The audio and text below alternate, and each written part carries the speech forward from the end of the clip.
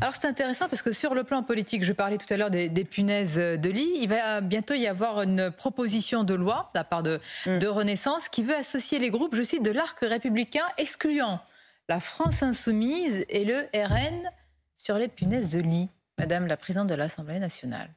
Alors on a. Mais qu'est-ce qui se passe? Alors, il y a une chose qui est très bien, c'est qu'on a développé à l'Assemblée nationale des initiatives transpartisanes qui nous permettent de porter des textes à plusieurs groupes politiques. Et ça, c'est quelque chose de complètement inédit, qui n'arrivait pas. Après, c'est le choix du groupe Renaissance de ne pas associer tel ou tel groupe.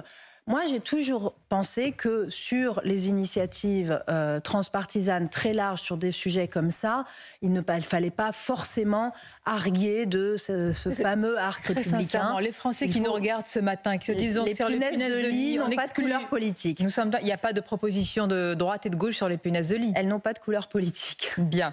Et elles embêtent tous nos compatriotes. Et on est dans une situation absolument dramatique. C'est un fléau. C'est un fléau. Et donc, il faut vraiment...